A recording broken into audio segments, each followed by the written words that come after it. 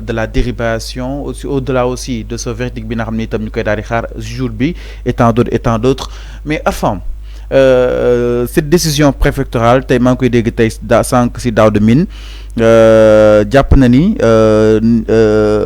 c'est contestable devant li nga xam ne que moo di les juridictions donc ce mardi 31 décembre revêt une importance cruciale pour Barthélémy Toye Dias. En effet, la Cour d'appel de Dakar se prononce aujourd'hui sur sa révocation à la mairie de Dakar.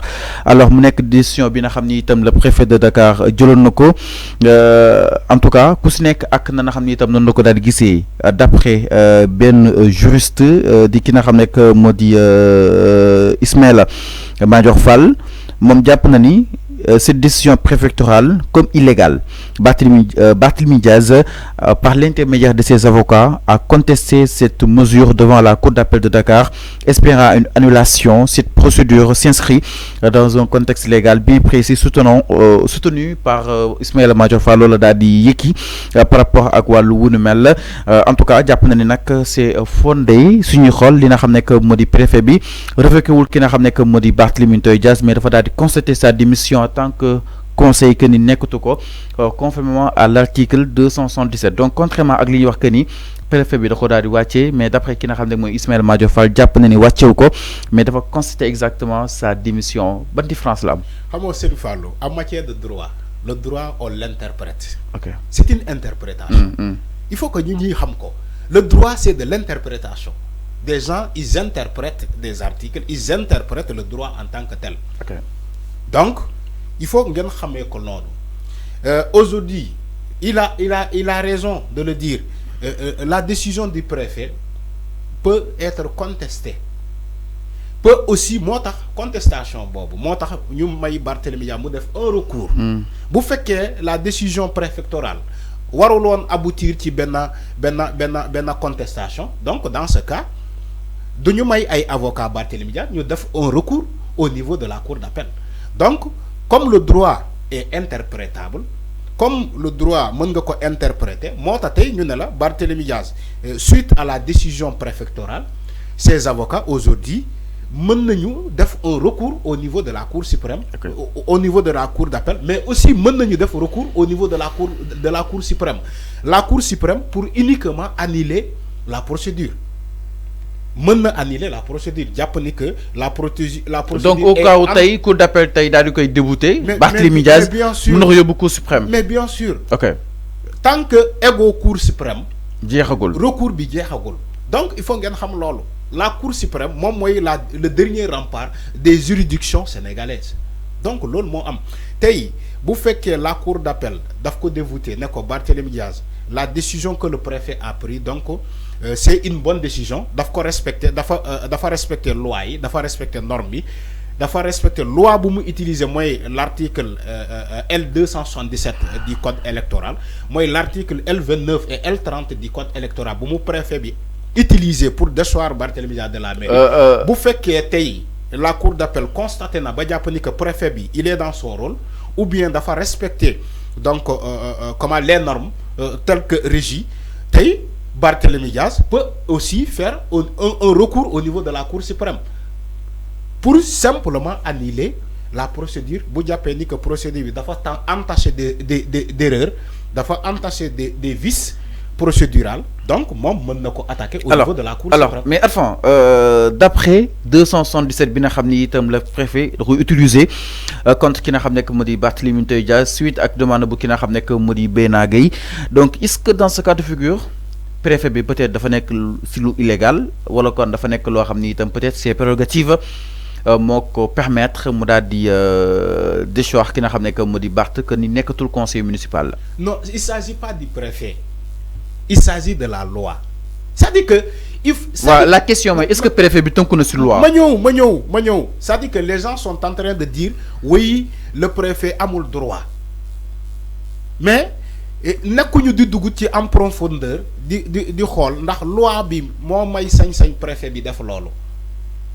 Il faut pas distinguer là où la loi ne distingue pas. C'est-à-dire que le problème des Sénégalais, ñoom mbir bu xewee au lieu d'aller ñu dem gëstu ba xam ndax décision bu ñu jël yoon daf ko daganal mais sénégalais duñu def lolu ils s'inquiètent, c'est des superficieux les sénégalais ngeen jégal ma ci cadre gi beaucoup de sénégalais sont des superficieux ñoo xamantene ils s'inquiètent à la surface mais duñu dem au profondeur pour xam ni que peut-être préfet bi décision bu mu jël yoon moko ko may wala yoon am déet yoon may ko ko. yow pour yow yoon moo ko may yoon moko ko may c'est écrit sur noir dans la constitution.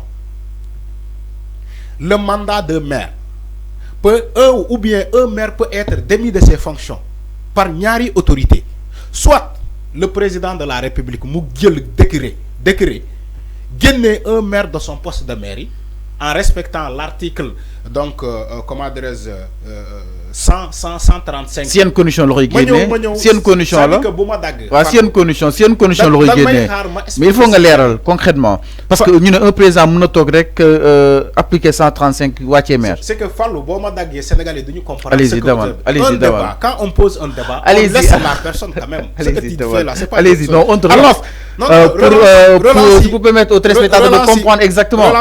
Allez-y demal dama ne un maire peut être déçu de ses fonctions par deux autorités. Par exemple, le président de la République mën na génne décret. Sous quelles conditions? Foofu laa bëgg a ñëw. Ok. Bu appliquer l'article 135 du code général des collectivités territoriales. Sous quelles conditions? Ma ñëw. C'est pas des conditions. Non, enfin, lan moo war a mën a permettre le président wàccee maire. Dama ne sous évoquer l'article 135 du code général des collectivités territoriales.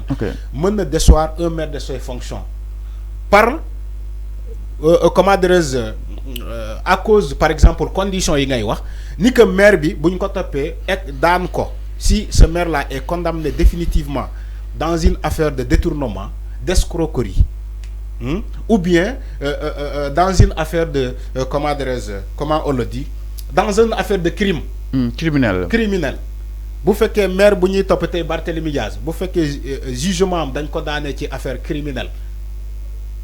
Dans ce cas, le président Bassirou Diomaye Faye mën na génnee décret génnee Barthélémy Dias ci maire bi parce que tout simplement il a été condamné définitivement dans une affaire criminelle. Mais tel n'est pas le cas. Tel n'est pas le cas.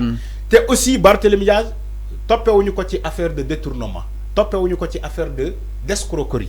Donc dans ce cas le président Diomaye mënul génnee décret mënu ko. Non, Ismaïla Madior Fall nee na mën na ko. Non mënu ko. Ismaïla Madior Fall c'est un tailleur de la constitution. Il taille la constitution.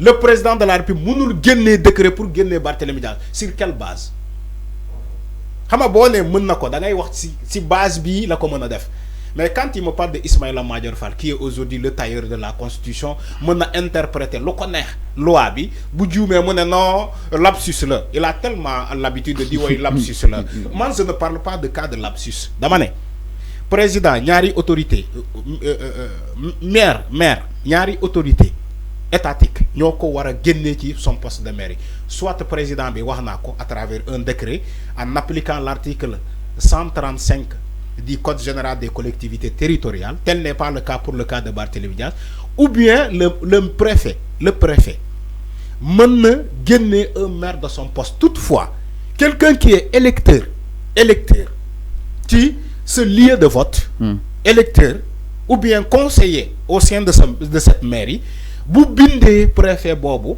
ne ko man je constate que le maire qui occupe aujourd'hui les fonctions de maire dans telle mairie bo xamantene man ci la bok nek conseiller wala ci la bok nek électeur dama constater ni que ce maire là il est inéligible ou bien il est incompatible pour yor son poste de maire là.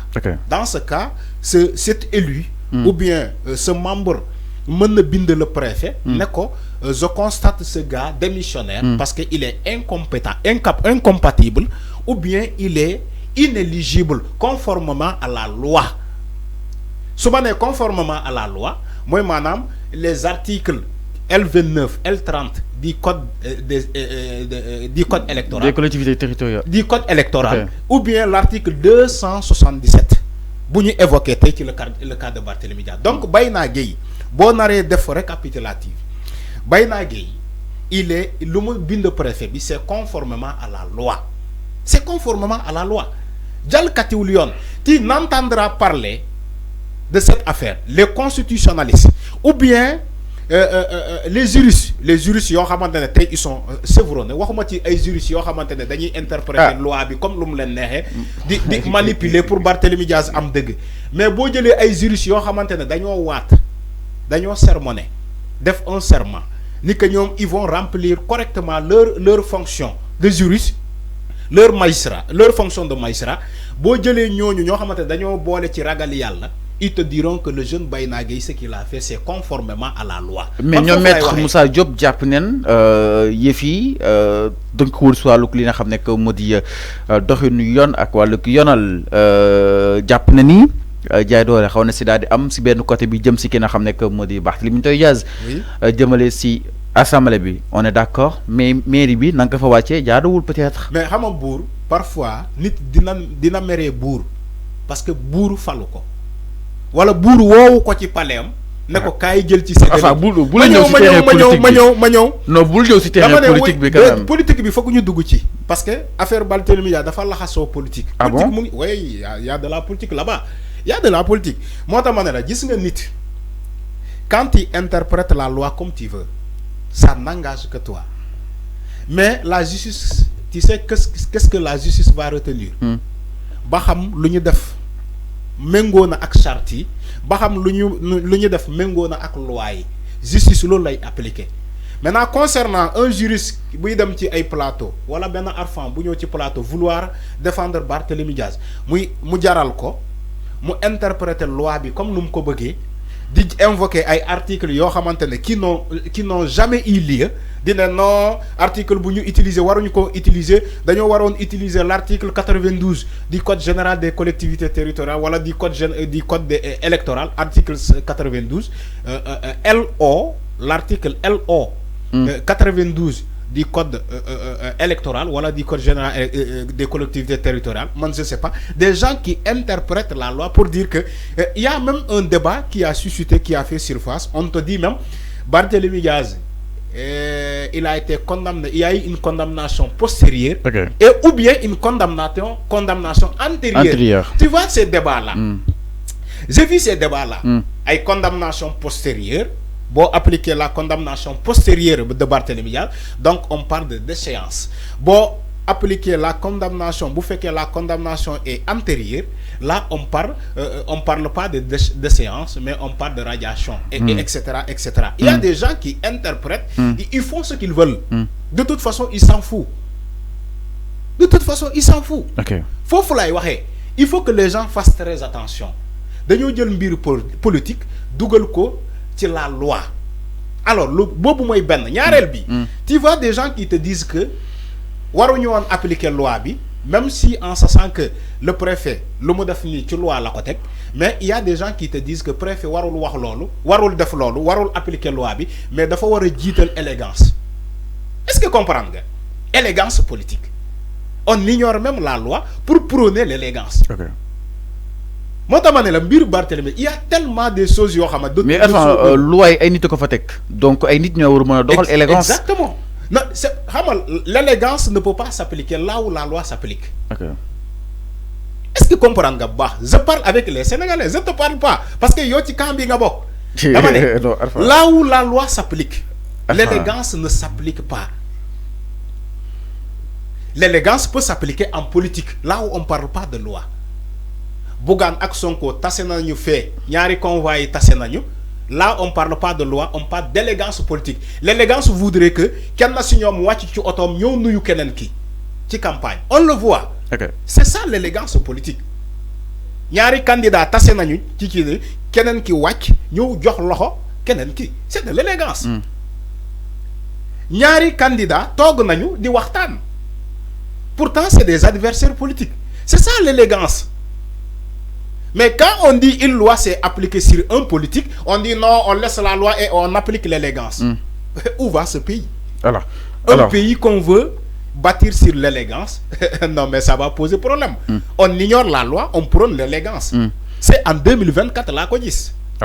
Mais ay nit di lay wax non Barthélémy Diaz war ko ne dañoo war a bafouer loi bi teg loi bi de côté ñu appliquer élégance bi ci loi. alors mi non par rapport ak li nga xam ne que moo di mbiru Barthélémy Dias donc nag la décision préfectorale ñu koy daal di war a mën a xaare ni lépp li nga xam ni itam ñel na si li nga xam ne que moo di mbiram alors ñu daal di ñëw itam si leneen du côté de la régie Tafa exactement Arfam